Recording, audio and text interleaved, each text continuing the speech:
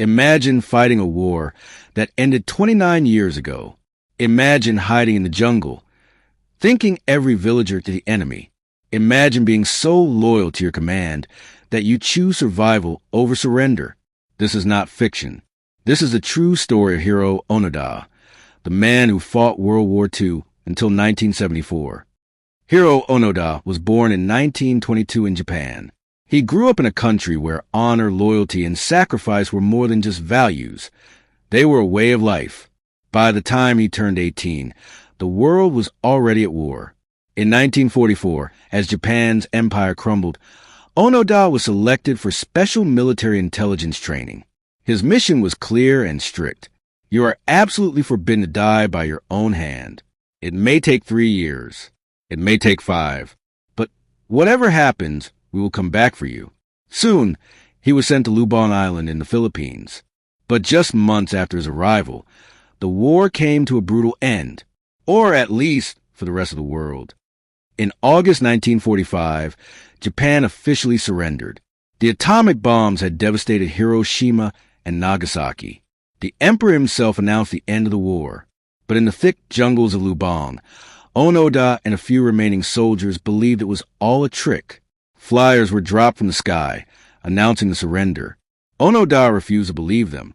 If the war was truly over, he said, they wouldn't need to drop leaflets. And so, Hiroo Onoda continued to fight, a ghost soldier in a forgotten war. He lived off wild bananas, coconuts, and stolen rice. He patched his clothes, sharpened his knife, cleaned his rifle. He watched the villagers from afar, always alert, always hiding. To him, every local farmer was a potential enemy spy. Every sound in the forest, a threat. And the mission was always clear. Hold your ground. Complete your duty. Never surrender. As years passed, his comrades were killed in skirmishes. By 1972, Onoda was completely alone.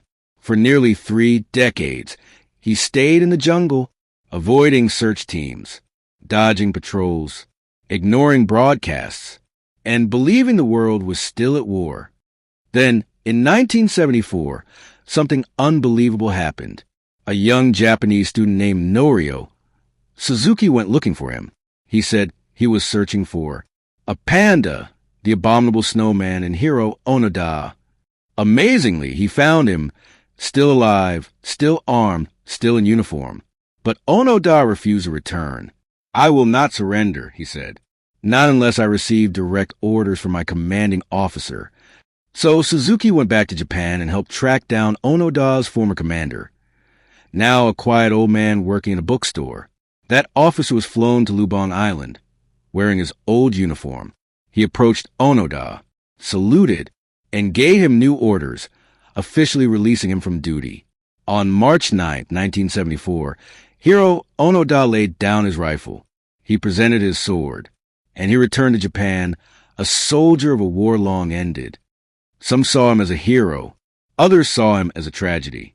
But no one questioned his loyalty, resilience, and unshakable belief. He later moved to Brazil to escape the modern world, but eventually returned to Japan, where he opened a survival training school, teaching young people how to live with discipline, patience, and courage. Hiroo Onoda passed away in 2014 at the age of 91. This is not just a story about war. It's a story about belief, about duty, about what it means to follow orders, no matter the cost. For 29 years, Hiroo Onoda lived in the shadow of a war that had already ended, but in his mind, it never did. And that made him the last soldier of World War II.